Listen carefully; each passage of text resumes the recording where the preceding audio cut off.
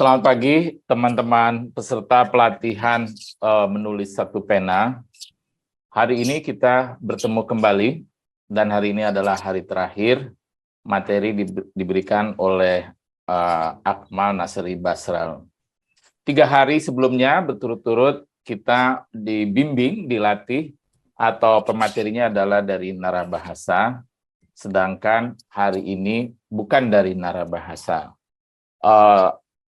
Akmal adalah anggota satu pena. Jadi kalau misalnya ditanyakan absen hari ini, itu mungkin kita tidak menyediakan karena absen kemarin itu terkait dengan penyelenggaraan pelatihan yang dilaksanakan bersama narabahasa. Absen kemarin untuk mereka merekap dan memberikan menulis sertifikat berdasarkan kehadiran. Nah, sebelum memulai, saya akan membacakan biodata singkat tentang Bro Akmal Nasri Basral ini. Ya. Saya bacakan saja selengkapnya ya, dan sebenarnya ini sudah ada di grup pelatihan, jadi bisa dilihat di sana. Tetapi saya ingin membacakan sekali lagi sebelum beliau memberikan materinya. Dan temanya menarik. Akmal akan memberikan pengalamannya bagaimana dia mencari duit ya dari menulis. Ini adalah aplikasi dari barangkali 10 tips menulis yang kemarin adalah teorinya, dan juga praktek yang dilakukan oleh penulis kemarin, pembicara kemarin, sekarang adalah versi Akmal ya, yang bukan menulis caption ya. Akmal tulisannya lebih panjang-panjang barangkali ya.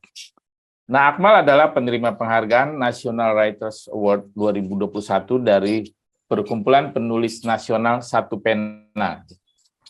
Dan Akmal juga penerima Anugerah Sastra Andalas 2022 yang akan diberikan di Padang. Jadi ini akan ya, kira-kira 2 hari lagi, Akmal akan menerima Anugerah Sastra Andalas. Tapi saya sudah lihat sertifikatnya atau pengumumannya ya. Akmal sudah melahirkan 26 karya solo ya, yang terdiri dari 21 novel, bayangkan ya, novelnya 21. 2 kumpulan cerpen, 1 antologi puisi esai, 1 non-fiksi tentang musik orkestra, dan 1 biografi tentang chef, juru masak utama. Jadi spektrumnya luas sekali nih Akmal dalam menulis ya.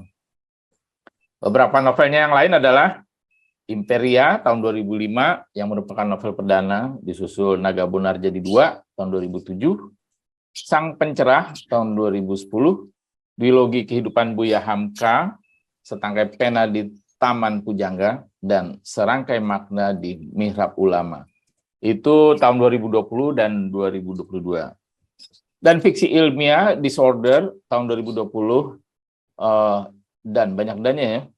Dan Kincir Waktu 1 2021, sebuah political thriller yang masih bertaut dengan Imperia karya perdananya. Karya ke-25 dan 26, yakni biografi chef dengan Septo Aji dan novel Kincir Waktu 2, baru saja diluncurkan pada hari terakhir IIBF, Indonesia International Book Fair tahun 2022, pada Minggu 13 November, jadi belum sepekan yang lalu ya. Akmal tinggal di Cibubur bersama istri dan ketiga putrinya. Hampir saya salah baca nih, bersama istri ketiga. Akmal tinggal di Cibubur bersama istri dan ketiga putrinya. Untuk berkomunikasi dengannya bisa melalui surel akmal.n.basral@gmail.com. IG-nya ada ya di Instagram Akmal Basral atau Twitter Basralisius. Waduh, Basral Zat apa artinya? Oke, begitu pengantar untuk Akmal. Silakan Bung Akmal untuk berbagi pengalaman dan kiat serta suka duka mencari duit dari kepenulisan. Ya, Assalamualaikum warahmatullahi wabarakatuh. Waalaikumsalam warahmatullahi wabarakatuh. Pagi dimanapun semua kawan-kawan saat ini, semoga sehat ya. Saya mohon izin nih kalau nanti suara saya kurang fit. Jadi saya kemarin ini dari Rabu malam nih, Bang John, kelihatannya saya terpapar nih, meriang badan saya. Pokoknya semua gejala-gejala itu ada semua ya. Tapi alhamdulillah sekarang udah baikan dikit. Nah, mudah-mudahan ini nanti bisa tetap tunaikan ya, sama yang tidak fit. Jadi karena waktunya terbatas, Bang John bisa dibantu nggak? Saya udah kirim juga PowerPoint saya ke Bang John. Jadi karena saya mendapatkan dari sisi wirausaha, saya ingin menggambarkan sedikit bahwa sebetulnya menjadi penulis yang full timer, penuh waktu, itu pada sama saja dengan semua profesi lain. Apakah menjadi dosen, menjadi ASN, menjadi wira swasta, menjadi entrepreneur ya, menjadi guru ngaji, menjadi wartawan, segala macam lah, 1001 profesi lain. Yang ketika kita tekuni, kita seriusi, maka dia juga akan ekonomi bagi kita sebagai pelakunya, gitu kan? Jadi itu pasti berkaitan dengan ikhtiar kita, gitu. Itu yang pertama. Akan tetapi sebagaimana semua halnya profesi, bahkan profesi-profesi yang berkaitan dengan perniagaan langsung, dengan bisnis langsung, itu tentu saja tidak semua hari-hari di mana semua serba sulit gitu. Jangankan untuk menjadi penulis, wartawan, menjadi guru ya, menjadi ASN. Pebisnis pun pasti akan ada saat mereka mengalami kesulitan luar biasa, bangkrut gitu ya. Jadi ini sebuah kenyataan hidup yang real di mana dalam konteks sebagai sebuah profesi pasti ada ups and down-nya. Saya bisa menyatakan alhamdulillah sejak saya menjadi tahun 2010, tadi disebutkan saya sebelumnya pernah menjadi wartawan 2 majalah berita selama 16 tahun sampai tahun 2010, kemudian 5 tahun terakhir itu dari tahun 2005 sampai 2010, saya mulai berpikir untuk pindah kuadran, menjadi penulis full time, 24/7 ya, 7 hari seminggu, 24 jam sehari, hanya berpikir tentang penulisan kreatif. Apa yang akan saya lakukan, apa akan yang saya tulis, gitu. Nah, dengan begitu, kemudian meski tadi saya gambarkan ada ups and down-nya, tidak selalu hari-hari, ada juga hari-hari kering kerontangnya, tapi secara umum sama sekali tanpa bermaksud ria ya, tidak bermaksud flexing, kehidupan saya saat ini secara umum alhamdulillah baik gitu ya, secara umum baik. Saya bisa menyekolahkan ketiga anak saya di SMP dan SMA swasta yang sangat baik ya, di lab school. Nah, lab school. Kemudian 2 orang sekarang sudah lulus kuliah, sedang kuliah, dan 1 masih SMA. Dan saya juga Allah mudahkan tinggal di sebuah pemukiman yang sangat baik gitu ya, di Cibubur gitu. Salah satu pemukiman yang kalau dari standar tempat tinggalnya bagus lah, karena ada rumah sakit besar di dalam komplek, ada mall besar di dalam komplek gitu. Nah itu kalau melihat dari sisi duniawinya. Tapi saya nggak akan ke sana karena menurut saya itu bagian dari bonus yang diberikan Allah pada kita. Saya ingin teman-teman setelah 3 hari mendalami ilmu yang disampaikan oleh Uda Ivan Lanin dan kawan-kawan dari Nara Bahasa kemarin selama 3 hari, mungkin ini melihat salah satu sharing saja gitu. Saya yakin di sini juga banyak penulis yang sudah full time sebagai penulis, menjadikan penulis sebagai profesi jalan pedang ya. Ada salah seorang sahabat saya, guru saya juga di sini, Ibu Nia ya, Samsihono ya, Ibu Det. Ini juga luar biasa beliau pengorbanannya buat sastra di sini. Dan kawan-kawan lain yang tidak bisa saya sebutkan satu persatu ya, tapi saya respect semua gitu. Jadi saya akan sharing sebetulnya lebih bagaimana penyikapan kita ketika kita menjadikan penulis ini sebagai profesi kita. Kalau pakai bahasa silatnya itu sebagai jalan pedang gitu ya. Kita sudah lihat waktu di sesi pertama Uda Ivan bagaimana menjelaskan dia sebagai seorang alumnus dari dari Teknik Kimia ITB, kemudian 10 tahun pertama sejak dia lulus, dari tahun 99 sampai tahun 2009, dia berkutat, bertungkus lumus dengan bahasa pemrograman komputer sebagai coder, ya. Jadi dia sama sekali tidak mendalami bahasa Indonesia, tapi dia sebagai coder, gitu. Tapi kemudian dia mencapai pengakuan, pencapaian sebagai seorang ahli bahasa Indonesia, ahli penulisan saat ini, gitu. Jadi kalau orang seperti beliau yang kuadratnya saja tadinya beda sekali dari seorang yang berkutat di scientific, itu kemudian pindah ke bahasa, pindah kuadran, apalagi teman-teman yang latar belakangnya sudah bersinggungan. Saya pun termasuk orang yang tidak terlalu bersinggungan dengan sastra, kecuali sebagai penulis waktu era sebagai jurnalis majalah berita itu, gitu. Tapi latar belakang pendidikan saya sama sekali tidak mencerminkan itu. Saya lulusan S1-nya FISIP UI, sosiologi, ya, nggak berkaitan dengan dunia fiksi, dan S2-nya berkaitan dengan ekonomi Islam, ya, Islamic economic, gitu. Jadi boleh dibilang saya menulis itu otodidak, tapi saya gunakan latar belakang pendidikan saya itu untuk konten-konten menulis saya. Nah, saya coba masuk ke contoh saja supaya tidak terlalu banyak teori. Bagaimana salah satu dari karya saya ini perjalanannya, Bapak Ibu, ya. Ketika kita menyeriusi sebuah karya kita, itu ternyata perjalanannya bisa panjang. Saya mulai dengan sebuah cerpen saya, judulnya Swans of the Rising Sun, tahun 2013. Jadi pada akhir tahun 2011, 2 tahun sebelumnya, ya, tahun 2012, bulan November itu, saya dapat telepon dari seorang petinggi penerbit Gramedia Pustaka Utama. Dia bilang baru dari Frankfurt Book Fair, dan ada sebuah proyek penulisan internasional yang ingin menunjukkan solidaritas sosial terhadap korban bencana alam di Fukushima, di Tohoku, Jepang. Mungkin kawan-kawan ingat bulan Maret 2011, itu ada musibah yang disebut triple disang. Ada tsunami, ada gempa bumi, dan ada, lalu untuk memperingati itu 2 tahun kemudian, tahun 2013 bulan Maret direncanakan diterbitkan sebuah antologi yang judulnya Project Sunshine for Japan, gitu. Waktu saya ditelepon, dikabari mau nggak mewakili Indonesia sebagai penulis. Terus saya bilang, kenapa saya, kan banyak penulis lain yang lebih senior. Terus petinggi dari penerbit ini bilang, ya sudah beberapa orang Mas yang kita hubungi, cuma belum ada yang positif. Jadi waktu saya dihubungi itu menjelang akhir November, pertengahan November, kira-kira seperti tanggal hari ini, ya.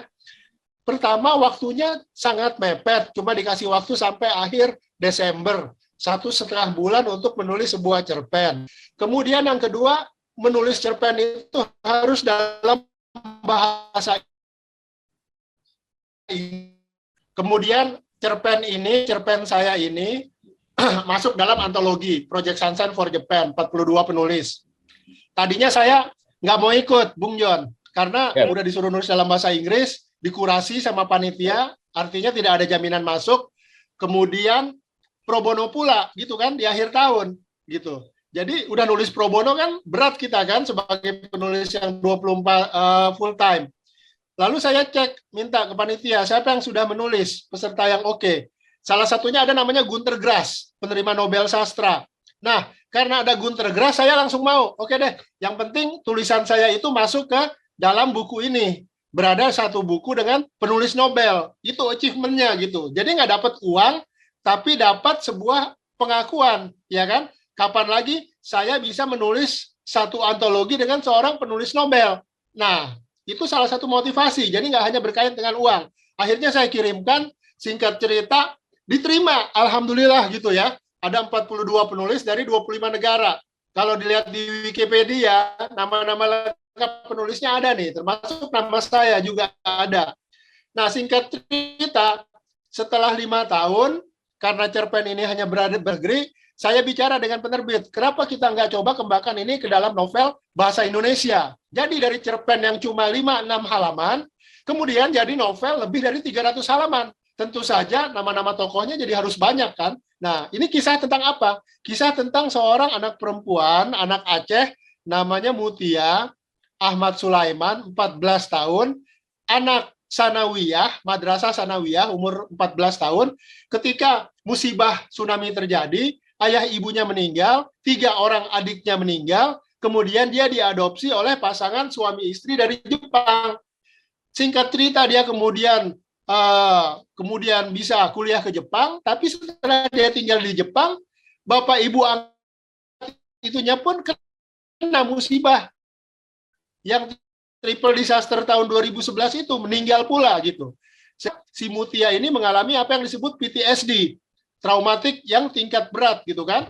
Nah, judulnya ini dari Cerpen Swans of the Rising Sun saya ganti menjadi Teotoriate, Genggam Cinta. Ini sudah terbit nih. Saya posting di Facebook.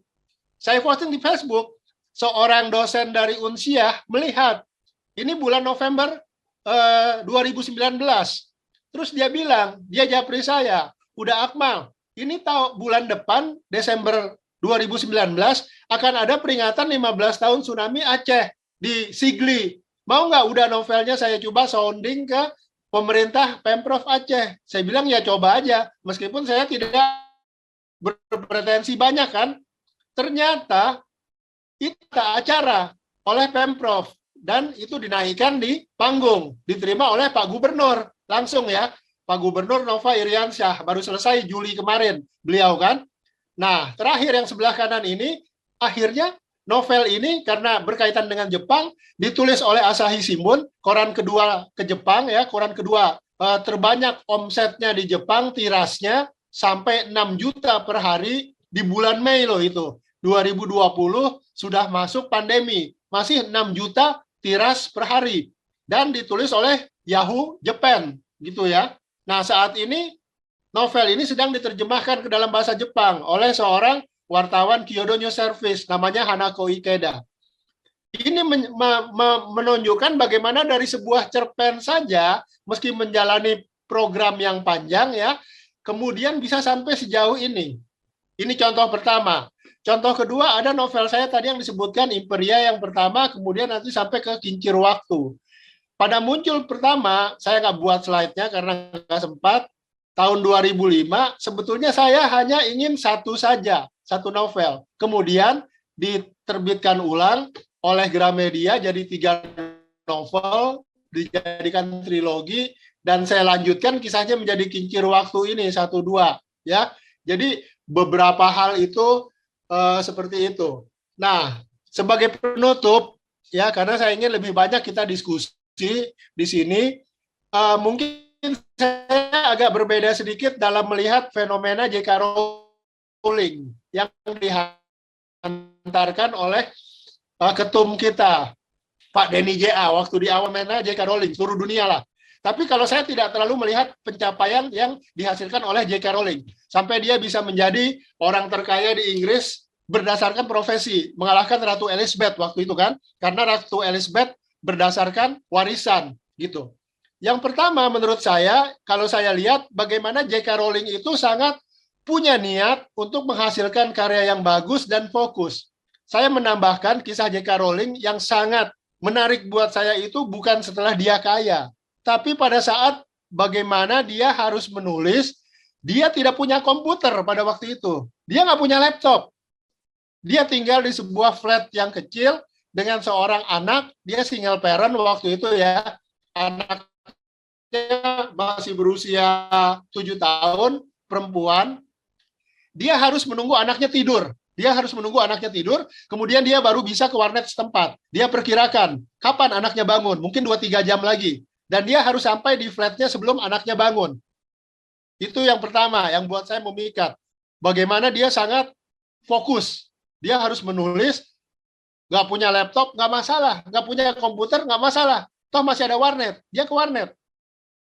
Tapi kadang-kadang, karena duitnya juga sedang terbatas, hutangnya lagi banyak, dia juga nggak bisa ke warnet. Apa yang dia lakukan? Dia cari hotel-hotel yang bagus, yang kalau di luar negeri kan toiletnya itu pakai tisu ya. Jadi dia gunakan tisunya itu buat menulis. Nggak ada laptop, nggak masalah. Nggak bisa ke warnet, nggak masalah. Cari media buat menulis, beli kertas, nggak punya uang, cari gratisan, tisu di toilet. Dia masuk ke toilet, dia tuliskan fokus-fokus idenya buat Harry Potter. Gitu. Nah, ketika itu semua dijalani, kesuksesan itu adalah sesuai dengan pengorbanan. Jadi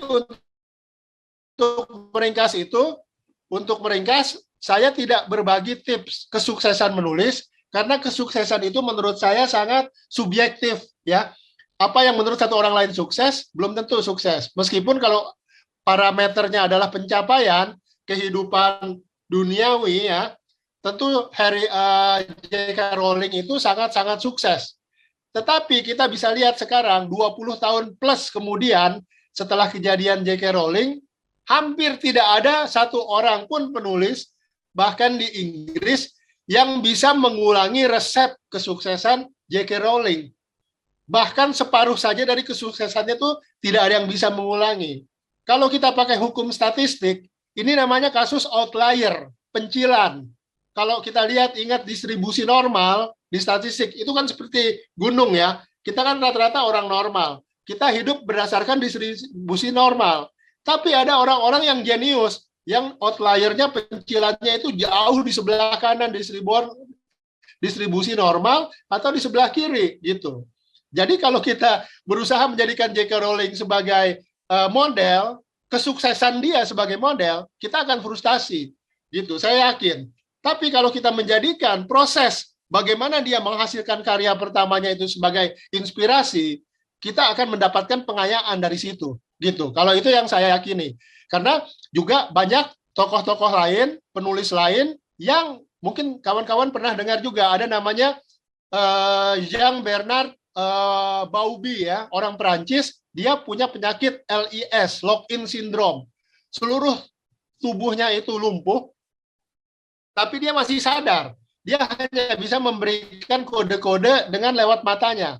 Jadi ketika dia menjelang meninggal, dia ingin menulis buku, dia minta seorang membantunya menulis. Caranya bagaimana? Asistennya itu menunjukkan huruf-huruf alfabet. Pada huruf yang sesuai, si Jean Bauby ini mengedipkan mata. Jadi ketika sampai di huruf B misalnya, dia mengedipkan mata, maka asistennya itu menulis. Begitu prosesnya sampai satu buku selesai. Bayangkan, sampai satu buku selesai hanya dengan proses mengedipkan mata. Ya, judul bukunya itu The Diving Bell and the Butterfly, tahun 1997. Bisa di browsing. Kisahnya Jean Bauby, Jean ya, Jean, Bauby, Bauby. Bravo Alpha Union, Bravo Yankee. Judul bukunya The Diving Bell and the Butterfly. Gitu. Jadi kalau orang-orang seperti itu bisa menulis buku, mestinya yang masih lengkap indranya, ya, kita-kita yang masih lengkap indranya, masih sehat, itu harus lebih bisa lagi gitu. Ya. Jadi yang pertama, kalau buat saya, kita harus balikkan niat menulis itu untuk apa? Bebas. Untuk mencari kekayaan, fame and fortune, ketenaran, nggak masalah, boleh-boleh saja. Ya. Untuk menjadi suara penyampai kebenaran, boleh-boleh saja. Atau untuk menjadikan ini sebagai bagian dari ibadah umum kita. Karena kalau saya sebagai Muslim, ya, ada satu panduan kita bahwa segala sesuatu itu tergantung niat. Ya kan? Semua kegiatan itu tergantung niat. Jadi awalnya mulai dari sebuah niat dulu. Innamal amalu bin niat. Kalau kita ingin dapatnya semua keduniawian, pasti akan dikabulkan Tuhan juga. Karena Tuhan itu maha adil. Dia memberikan imbalan itu sesuai dengan kerja keras seseorang. Bahkan orang-orang yang tidak percaya Tuhan pun, yang ateis pun, kalau mereka bekerja keras, mereka akan mendapatkan hasil dari apa yang mereka sudah kerjakan. Itu perspektif imbalan, benefit yang sifatnya monetisasi. Tapi kalau kita ingin menjadikan itu bagian dari jalan pedang, profesi sebagai ibadah khusus, ya, ibadah umum maksud saya, bahwa itu juga kita menjadikan semua karya kita itu mudah-mudahan nanti menjadi penolong kita di hari akhir, karena kita percaya sebagai orang yang beragama, hidup kita nggak selesai hanya sampai di dunia. Setelah ini kita masih akan menjalani kehidupan yang lebih abadi. Kalau saya selalu menautkan dua hal itu gitu. Nggak ada gunanya kita sukses di dunia, tapi kemudian setelah itu, setelah afterlife, hidup kita sengsara selamanya. Mendingan kita lebih baik menderita di dunia, tapi tentu lebih baik lagi kalau di dunia kita juga jangan sampai menderita-menderita amat, gitu kan. Kita sudah mencapai kemandirian ekonomi dengan segala ups and downs-nya tadi ya. Kemudian yang kedua, fokus. Ini kawan-kawan, salah satu hal yang paling penting bagi saya, fokus itu adalah seni mengorbankan yang lain. Atau kalau dalam bahasa Inggrisnya itu, the art of sacrifice other. Jadi kalau kita sudah fokus sebagai penulis, kita jangan mudah tergoda oleh hal-hal yang lain. Fokus itu seni mengorbankan yang lain. Kemarin, dalam 3 hari terakhir ya, sejak tanggal dimulainya program ini, mohon maaf ya kawan-kawan, saya tidak ikuti semua sesi. Saya ikuti biasanya sesi pertama yang pagi hari. Setelah itu karena berbagai urusan saya harus leave grup. Tapi saya perhatikan hampir semua diskusi di WAG yang dibuat oleh Uda John ya. Dalam diskusi kemarin atau 2 hari kemarin, saya lihat ada teman-teman yang tidak fokus. Tidak fokusnya apa? Tiba-tiba bilang nggak bisa ikut sesi berikutnya karena ada sesi dengan penulis lain. Disebutkan nama penulis lainnya di grup Satu Pena.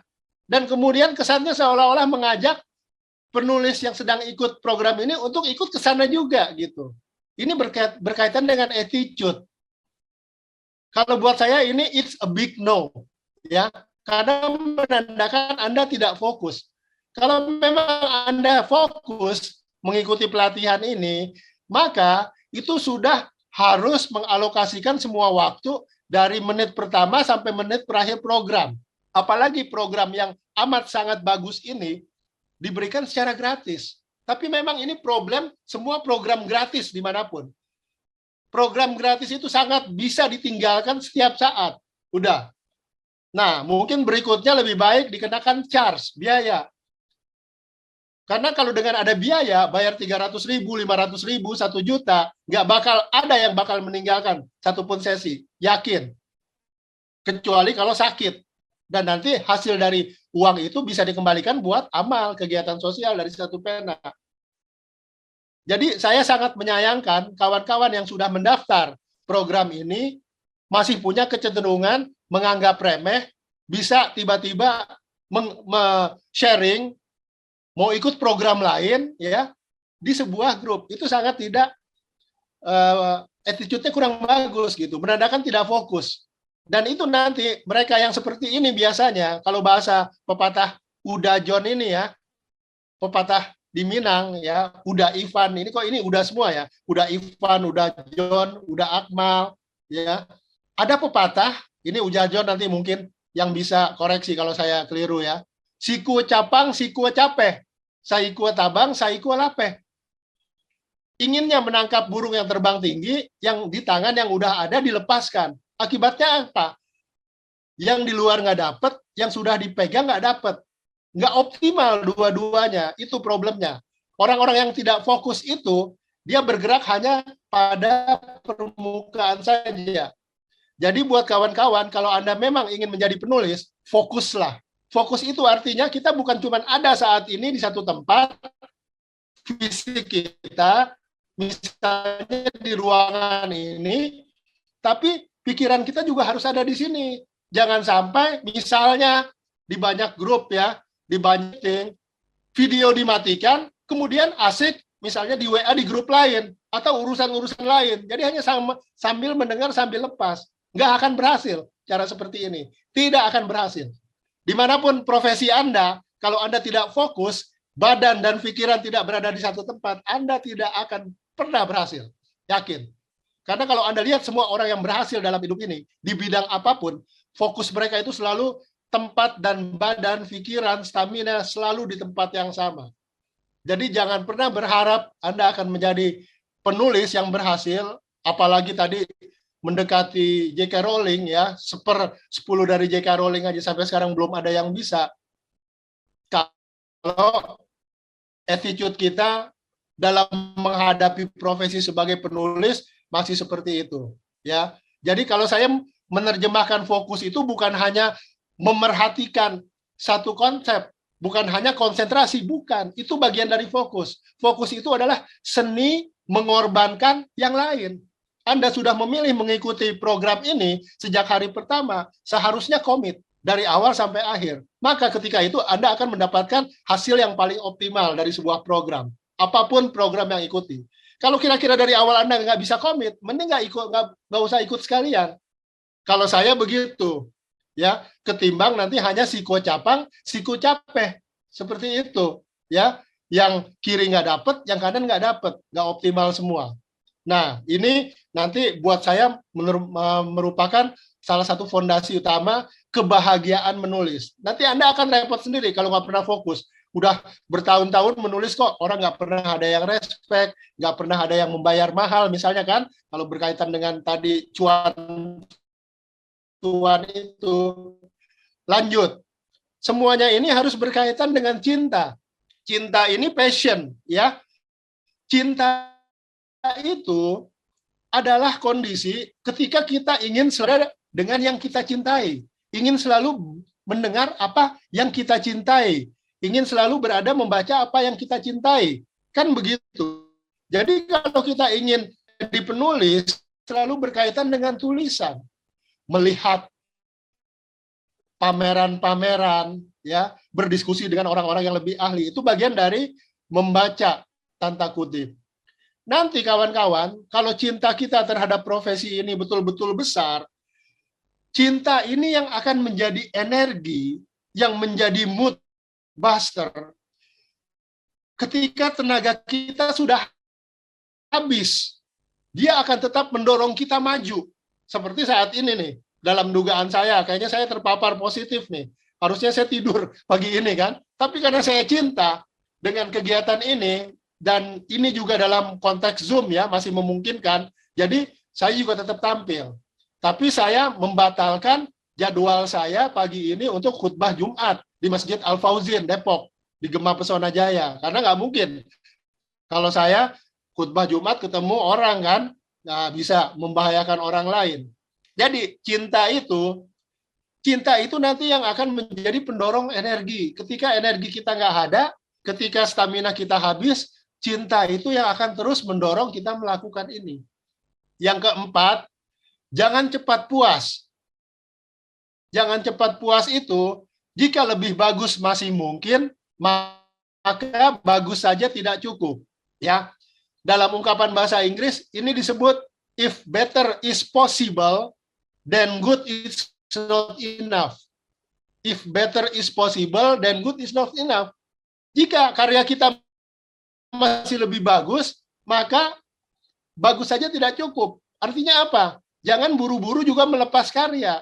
Udah selesai satu draft, terus kita udah merasa bagus, terus udah langsung kita lepas. Tahan dulu sebentar. Kalau masih ada kemungkinan buat kita lebih perbagus lagi, lakukan. Jangan cepat puas.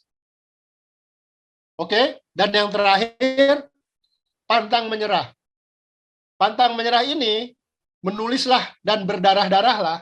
Saya ambil, saya parafrase dari pesan Ernest Hemingway, just type and bleed. Jadi sebetulnya menulis itu nggak perlu teori macam-macam. Duduk di depan mesin tik pada saat Hemingway, kalau sekarang duduk di depan laptop, di depan desktop, dan berdarah-darahlah. Jungkir baliklah menyelesaikan itu. Karena sebuah karya yang baik adalah karya yang selesai. Kalau Anda hanya cerita, punya ide menulis ini, udah setahun, udah 2 tahun nggak selesai-selesai, tetap aja itu bukan karya yang baik. Itu baru ide karya yang baik. Karena karya yang baik itu udah ada karyanya, hasilnya. Jadi karya yang baik itu adalah karya yang selesai. 5. Fondasi ini, ya, udah Ivan Lani dan kawan-kawan dari Narabahasa kemarin, itu insya Allah nanti cuan yang akan datang sendiri. Kita bukan kita yang nguber-nguber uang, gitu. Karena begitu karya kita keluar, karya kita itu yang sudah jadi kartu nama, dan pembaca yang akan melihat, oh ini luar biasa. Berkaitan dengan Pak Denny J.A. ini ya, kita tahu beliau adalah penggagas puisi esai. ya di Indonesia. Sudah 10 tahun lebih mungkin ya, 10 tahun lah minimal ya, dari tahun 2012, 2013. Jadi tahun lalu saya dikasih kesempatan buat menulis puisi esai kan sama beliau. Wah, saya bilang nulis apa? Saya kan nulisnya prosa terus, nggak pernah nulis puisi esai kan. Terus saya baca puisi-puisi esai yang lain yang udah diterbitkan, terutama yang kategorinya Nusantara, penyair-penyair Nusantara. Saya pikir gile nih, bagus-bagus banget. Jadi saya lihat karya-karya puisi esai yang sudah diterbitkan oleh Cerah Budaya Indonesia, penerbitnya Pak Denny kan. Saya lihat, wah gila nih, bagus-bagus banget semua. Penyair-penyair nomor 1 Indonesia semua kan yang nulis. Gimana saya bisa menulis seperti ini gitu? Saya nggak punya pengalaman menulis syair. Tapi karena ada esainya itu, saya coba juga. Nah, saya mencari apa, kawan-kawan? Saya mencari angle-nya yang berbeda. Yang angle saya itu, saya mencari 10 orang tokoh agama nasional dari 6 agama resmi yang diakui pemerintah. Jadi ada dari agama Islam, agama Katolik, agama Protestan, agama Hindu, agama Buddhis, dan agama Konghucu. Saya ambil 5 orang dari tokoh ulama Islam, Kiai Haji Hasyim Asy'ari, Kiai Haji Ahmad Dahlan, Buya Hamka, Pak Syafruddin Safri Prawira Negara, Syiah ya. Nah, kemudian dari yang lainnya ada Romo Mangunwijaya dari Katolik, Pak Iromi dari Protestan, ada dari Hindu ya, Gedong Bagus Oke, terus dari Asin Jinarakita dari Buddhis, dan Bingki Irawan dari Konghucu gitu. Jadi 10 orang saya buat puisi esainya, saya riset, saya jadikan. Diterima oleh Pak Denny. Dan kawan-kawan yang pernah menulis buat Pak Denny, beliau ini seorang yang sangat menghargai karya tulisan. Itu imbalannya bagus dibandingkan rata-rata penulis-penulis penerbit-penerbit atau media massa yang menulis untuk koran mereka gitu. Jadi beliau sangat menghargai value sebuah riset yang dilakukan penulis dan hasil tulisan itu. Ya, jadi yang pernah melakukan itu pasti tahulah. Saya nggak bisa buka uangnya di sini gitu kan. Tapi itu bagaimana karya kita kalau orang sudah melihat dan orang percaya bahwa yang kita deliver karya itu bukan hanya karena kita mencari uang, tapi kita menyampaikan misi yang lebih abadi untuk kemanusiaan, untuk kebangsaan, untuk keindonesiaan yang beragam ini gitu ya, yang tetap harus kita rawat sebagai seorang Muslim, sebagai seorang Kristen, sebagai seorang Katolik, sebagai seorang Hindu, sebagai seorang Konghucu. Kita punya tanggung jawab pribadi masing-masing dengan agama kita, tapi dalam konteks kebangsaan keindonesiaan, kita juga harus menjadikan karya-karya kita sebagai perekat itu semua. Nah, itu saja penutup saya, Bang John. Mudah-mudahan sedikit ini bisa memantik diskusi yang lebih hangat ya. Jadi, terima kasih. Wassalamualaikum warahmatullahi wabarakatuh. Waalaikumsalam warahmatullahi wabarakatuh. Sebelum saya lempar ke peserta untuk bertanya, saya mengusulkan kepada Bung Akmal agar suaranya tidak putus-putus, mungkin background-nya bisa di-off-kan ya. Itu makan bandwidth. Oke? Oke, siap. Background-nya aja, orangnya jangan. Oh, iya. Background-nya aja, kan kalau orang yang nggak ada kan nggak seru ya. Oke. Tadi kita sudah mendengar pemaparan, bahkan Bung Akmal menambahkan kalau yang diminta oleh panitia adalah tip menulis sebagai kewirausahaan di bidang menulis, tapi udah Akmal memberikannya tip bahagia ya, jadi kita dapat plus ini ya. Dan penceritaannya, penyampaiannya sangat menarik sebagai seorang motivator ya, untuk menggenjot kita supaya mau menulis, berkarya dengan gaya dengan style atau dengan jurus-jurus yang diberikan oleh Uda Akmal. Saya buka kesempatan, kita masih ada waktu beberapa menit untuk bertanya jawab. Apakah ada yang ingin bertanya? Kasih tanda raise hand aja, nanti langsung bicara. Tapi sebelum ada yang mengangkat tangan, ini ada pertanyaan sedikit nih, Bro Akmal, dari peserta. Dari Nora Faranes ya. Dia bertanya, seperti apa contoh puisi esai? Karena Bro Akmal adalah pembicara, mungkin Bro Akmal yang ingin jawab. Silakan. Ya, puisi esai yang sejauh yang saya ketahui dan saya sudah buat itu adalah semacam kombinasi antara sajak, syair dengan catatan kaki. Jadi pada bahasan di catatan kakinya. Contoh-contohnya bisa di browsing di internet atau di Facebook puisi esai ya. Saya lupa nama lengkap Facebooknya, mungkin Bang John itu lebih hafal ya. Itu Puisi esai. Namanya puisi esai juga kalau tidak keliru. Cari Oke. di Google, ketik puisi esai, nanti ditunjukkan semua itu.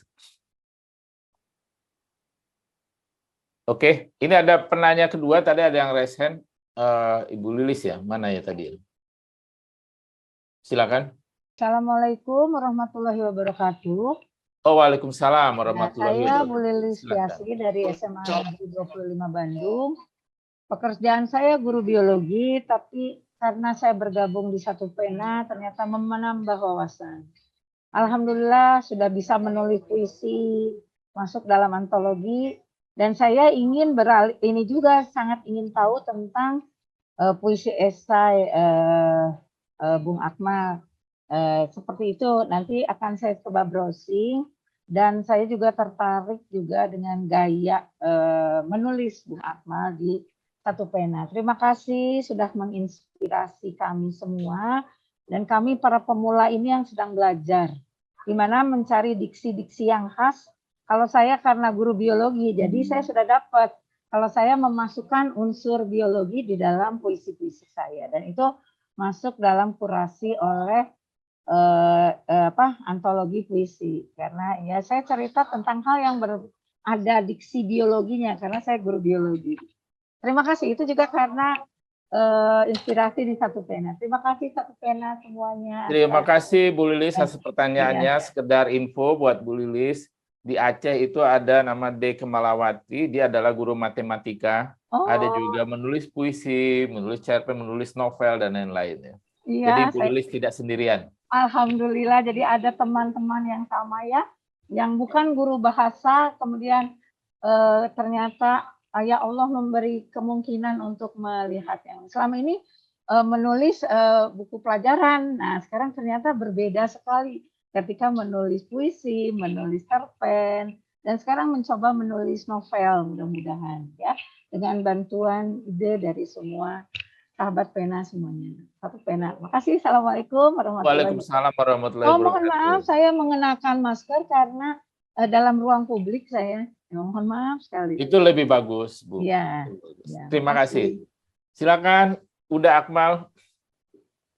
Iya, jadi Ibu Lilis di SMA 2 Bandung, memang salah satu keuntungan profesi penulis ini adalah latar belakang bisa dari segala macam. Bisa dari biologi, saya sendiri sosiologi ya, dan ekonomi, bisa dari fisika, matematika, hukum, macam-macam lah gitu ya. Jadi jangan khawatir, justru dengan adanya latar belakang itu menjadi hal yang bisa modal yang Ibu optimalisasikan, baik dalam menulis syair atau dalam menulis novel utamanya. Jadi kalau saran saya, kalau untuk novel, Ibu memang jangan jauh-jauh dari dunia biologi dulu menulisnya gitu. Kenapa? Karena itu dunia yang sudah Ibu sangat kuasai, sudah familiar, akrab ya, diksi-diksinya itu sudah bagus, track-tracknya sudah benar.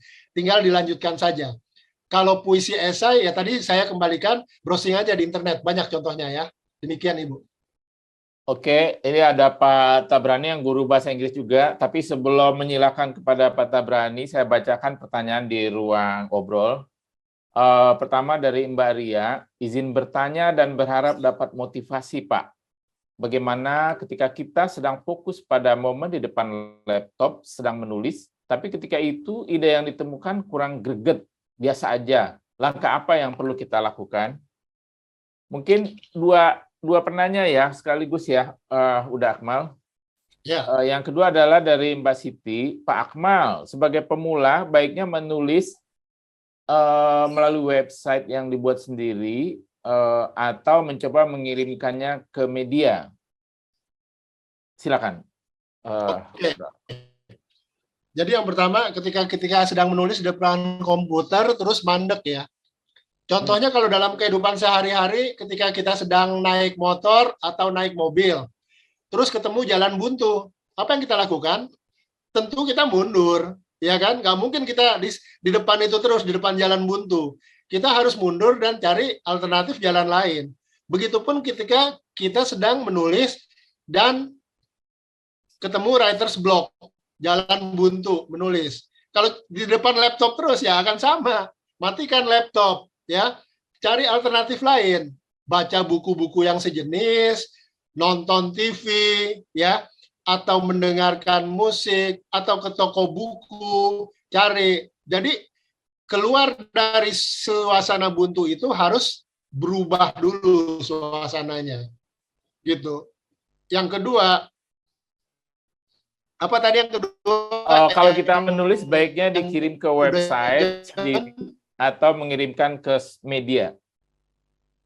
Ya, bisa dilakukan dua-duanya. Mana yang menurut sang penanya itu lebih baik, lebih memungkinkan kansnya ya, yang lebih cepat tampil di mana.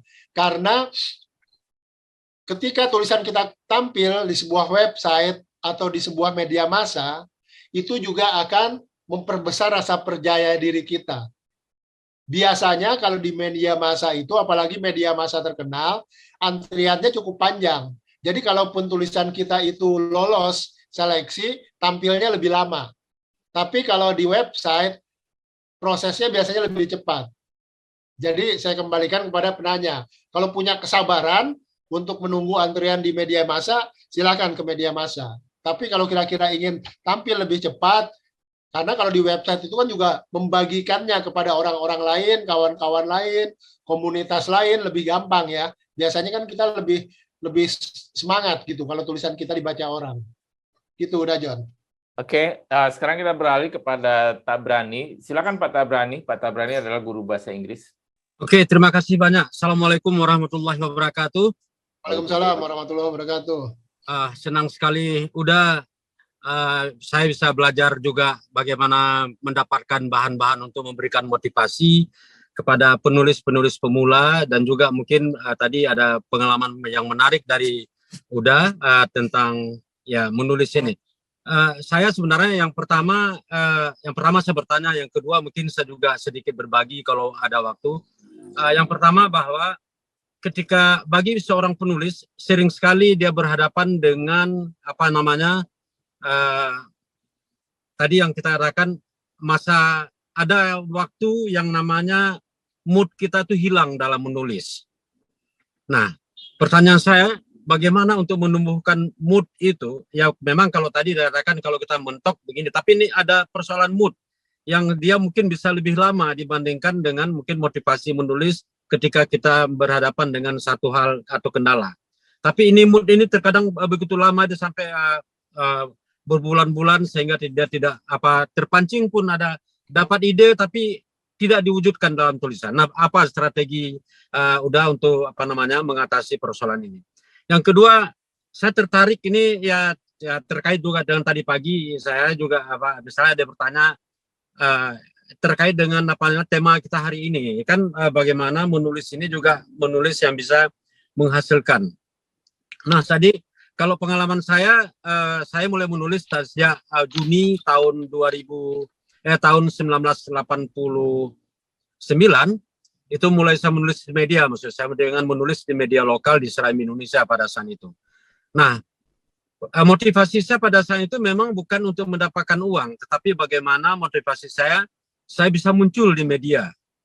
Jadi saya melihat orang-orang hebat, mereka bisa menulis di media. Lalu saya tertarik untuk menulis dan mulailah saya menulis di media, dan akhirnya alhamdulillah sampai dengan saat ini saya masih menulis. Nah, motivasi saya tentu saja ya saya katakan tidak dengan uang, tetapi adalah itu yang pertama. Yang kedua, saya sangat bahagia ketika tulisan saya dibaca oleh banyak orang. Jadi saya terus terang saya sudah banyak mendapatkan mengambil hikmah dari menulis, walaupun juga saya menghadapi risiko, tetapi paling tidak ketika kita berbicara tentang bagaimana how to finance, ya bagaimana kita misalnya tulisan kita itu bisa menghasilkan uang, ya saya kira kalau saat ini sudah semakin mudah, berbeda dengan dulu. Kalau dulu saya hanya memulai dengan honor yang hanya 7.500 dan alhamdulillah sudah bisa menikmati honor, ya kalau honor tulisan. Tapi ingat bahwa uang yang kita dapatkan dengan menulis bukan hanya karena bersumber dari honor tulisan, tetapi di balik itu, ya beyond it adalah kita bisa mendapatkan lebih banyak sebenarnya dari itu.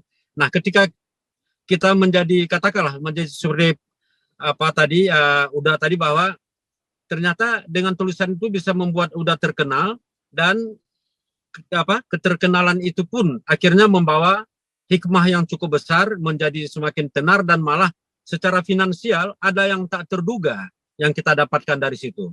Nah, saya terus terang, saya tadi juga saya katakan, selain saya memang menulis di media-media lokal, saya juga alhamdulillah pernah menulis di media nasional, misalnya pernah dimuat di Kompas, di Republika, di Suara Pembaruan, dan juga di di Jakarta Post.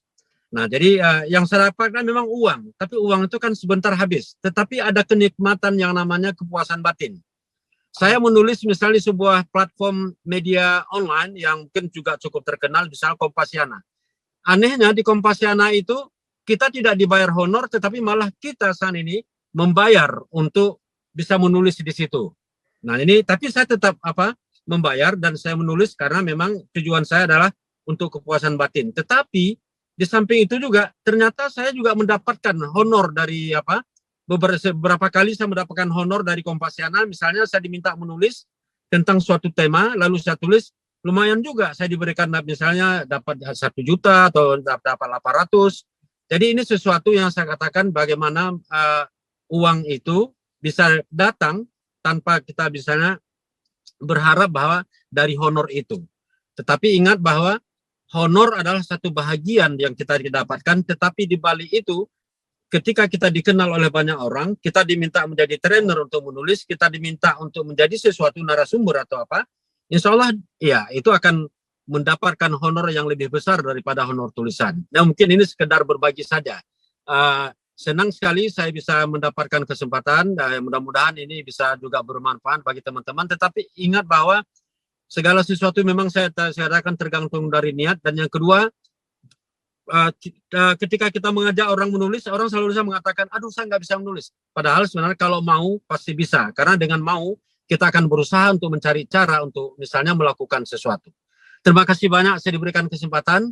Oke, mudah-mudahan bisa bermanfaat, dan mohon maaf apabila ada hal yang salah. Terima kasih. Assalamualaikum warahmatullahi wabarakatuh. Waalaikumsalam warahmatullahi wabarakatuh. Terima kasih Pak Tabrani dari Aceh ya. Iya. Dari Aceh. Oke, ini mohon izin ya, saya memperpanjang waktu. Menurut jadwal ini pukul 10 kita selesai, karena masih ada pertanyaan, barangkali kita akhiri pukul 10.15 ya. Oh, satu lagi bahwa kali ini kita tidak mengadakan absen, tidak ada link absennya, karena link absen itu dikelola kemarin oleh Narabahasa, sedangkan yang ini kita tidak pakai absen. Pertanyaan dari Ibu Siti.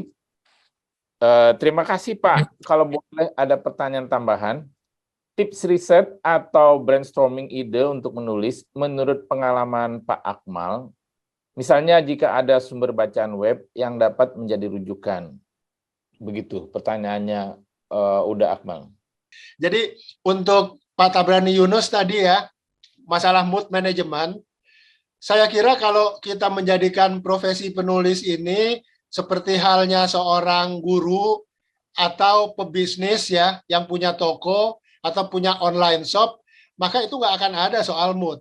Mana ada misalnya orang yang punya toko, punya warung, terus dia bilang, hari ini saya nggak mood nih, saya nggak buka warung saya dulu deh. Atau Bapak Ibu yang guru, yang dosen, hari ini saya lagi nggak mood ngajar, saya nggak ke kampus dulu, nggak ke sekolah dulu. Nggak akan seperti itu, gitu. Jadi mood ini sebagian besar adalah sebuah stereotip yang kurang bagus dari pengalaman pemahaman masa silam tentang penulis atau orang-orang kreatif khususnya. Mood itu bisa di-manage, apalagi kalau kita sudah punya tanggung jawab keluarga. Kalau saya mengandalkan mood dalam menulis, terus bagaimana saya bisa menyekolahkan anak-anak? ya kan? Untuk kebutuhan makan keluarga. Nggak akan bisa, gitu. Mood ini sering muncul karena dua hal. Pertama, menulis itu belum jadi profesi utama, masih ada profesi lain yang bisa diandalkan, masih ada gaji bulanan lain, entah sebagai guru, entah sebagai dosen, entah sebagai punya bisnis lain, gitu. Jadi nggak apa-apa kalau karya saya bulan ini nggak jadi. Kalau draft novel saya bulan ini tidak selesai. Banyak gitu. Tapi kalau menulis, kita dekati dengan attitude sebagai memahami proses menulis ini sebagai apa. Ya, sekali lagi, kalau kita udah 100% di sebuah profesi, mood itu justru harus kita kendalikan. Bukan mood itu yang mengendalikan kita. Nah, tadi yang kedua, Bu Entin, mohon maaf, udah karena tadi keputus. Pertanyaannya apa? Bisa diulang? Oh, oke. Bu Siti sebenarnya menanyakan tentang tips riset ya. Riset. Oke. Kalau pengalaman riset buat saya ada beberapa. Kalau untuk karya-karya saya yang sifatnya novel sejarah ya, cerah, itu tentang Kiai Haji Ahmad Dahlan, saya wawancara dengan ahli waris. Novel atau Presiden Prawira Negara dengan keluarga Mr. Syafruddin Prawira Negara, saya juga kulonungun dulu ke keluarga, ke anak-anaknya. Saya menyarankan bagi kawan-kawan yang punya ketertarikan menulis novel sejarah, apalagi dengan tokoh sejarah tertentu, sebaiknya Anda datang ke keluarga, ke ahli waris. Kenapa? Karena dengan begitu mereka akan membantu kita dengan kisah-kisah, cerita-cerita, misalkan di novel sejarah Presiden Prawira Negara. Saya mendapatkan cerita hidupi anak-anaknya sedang berada, mereka dulu sebetulnya yang minta ke saya menulis. Saya dengarkan dulu cerita besarnya. Saya tertarik, oke, saya mau menulis. Karena ada educational value yang bagus. Tapi kalau novel-novel yang sifatnya non-biografi, tidak berkaitan dengan sejarah, itu pun risetnya bisa berbagai macam. Ya, pertama kita datang ke tempat itu, kita lihat tempatnya. Kalau kita pernah berada di satu tempat, saya cerita tentang Aceh misalnya, Napoleon dari Tanah Rencong.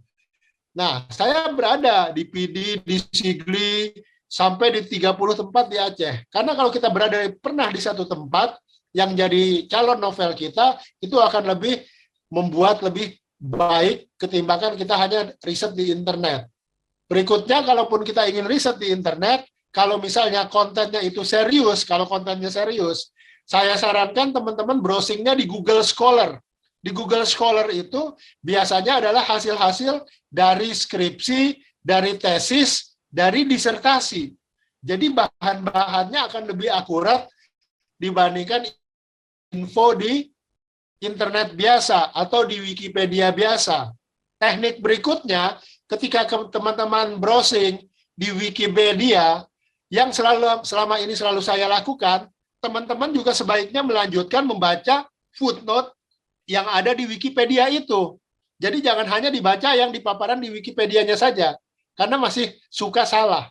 Contohnya, buku biografi saya yang kemarin, yang baru diluncurkan hari Minggu kemarin, tanggal 13, tentang Degan Septohaji, kalau kawan-kawan lihat di Wikipedianya, kawan-kawan hanya baca di internetnya, semuanya bilang dia lahir 1 September 1967. Semuanya sampai di Wikipedia. Tapi begitu saya bicara dengan dia bilang itu salah. Tanggal lahir saya yang benar itu 11 September. Jadi teman-teman harus cek seperti itu semua informasi. Tapi kalau semua itu sudah tidak bisa, baru yang terakhir gunakan internet. Jadi itu yang terakhir untuk digunakan sebagai sumber. Tapi jangan langsung percaya 100% pada apa yang disampaikan oleh internet. Demikian udah John. Buat Bu Siti. Ini pertanyaan terakhir dari Ibu Sri Murni. Kita harus menghargai ada teman-teman di wilayah waktu yang lain sudah memasuki waktu Jumat ya. Sedikit lagi waktu Jumat. Ini adalah pertanyaan terakhir dari Ibu Sri Murni. Udah Akmal mau tanya, bagaimana tips memperkuat mental terhadap kritikan tulisan kita? Walaupun saya sering menulis untuk tema-tema santai, saya juga sangat ingin menuliskan gagasan saya untuk tema-tema politik dan ekonomi. tapi saya sering merasa tidak siap mental jika nantinya tulisan saya berseberangan dengan orang lain dan mendapatkan kritik tajam. Saya orang yang takut berkonflik. Sila, Bung Akmal. Ya. Nomor 1, Ibu, tidak ada tulisan yang tidak akan dikritik pembaca. Ada sebuah karya saya itu oleh pembaca lain dikasih rating 4 bintang, 5 bintang. Ada satu pembaca memberi saya 1 bintang dan alasannya itu pedes banget. Jadi sudah pasti kritik itu sesuatu yang akan ada terhadap semua karya. Jangankan karya kita penulis, penjual tahu goreng pun di pinggir jalan suka dikritik sama yang belinya. Bang, kok ini nggak enak dibandingkan yang kemarin gorengannya? Ya kan? Tukang mie ayam, pedagang apapun, gitu, pasti mendapatkan kritik. Jadi jangan khawatir soal kritik. Akan tetapi, kalau kita orang yang sangat tahu, begitu kita membaca kritik, itu sangat memukul kita, saran saya, sebaiknya jangan dibaca dulu kritik. Mungkin sebulan, 2 bulan, lewatin dulu. Nanti pada bulan ketiga, keempat, kalau kira-kira kita sudah siap, baru kita baca kritik itu ya. Bacanya juga ngintip-ngintip, dikit-dikit. Jangan langsung dibaca semua kritiknya full. Tapi jangan berharap kita tidak pernah dikritik. Semua karya itu pasti akan dikritik. Oke? Demikian, udah John? Ya, terima kasih. Udah Akmal, terima kasih juga kepada semua peserta yang telah hadir hari ini. Kita tidak bisa melanjutkan acara ini. Pertama, karena sesuai jadwal sampai pukul 10. Kedua, beberapa teman di sini ya di wilayahnya sudah hampir masuk ke wilayah waktu Jumat untuk mempersiapkan Jumat. Jadi kita akhiri sampai di sini. Sekali lagi untuk pelatihan selama 4 hari ini, saya mengucapkan terima kasih atas kehadiran Bapak Ibu semua. Semoga pelatihan ini bermanfaat dan bisa kita lanjutkan di masa-masa mendatang. Kita cukupkan sampai di sini. Saya mengucapkan mohon maaf jika terjadi ketidaknyamanan, terjadi salah ucap, baik dari saya maupun dari para pemateri, mohon dimaafkan. Dan saya ingin minta masukan agar diberikan di dalam WA Group peserta pelatihan yang telah kita miliki. Dan WA Group tersebut, jika tidak menginginkan lagi, ya boleh silakan meninggalkan WA Group tersebut. Terima kasih, sampai jumpa. Assalamualaikum warahmatullahi wabarakatuh.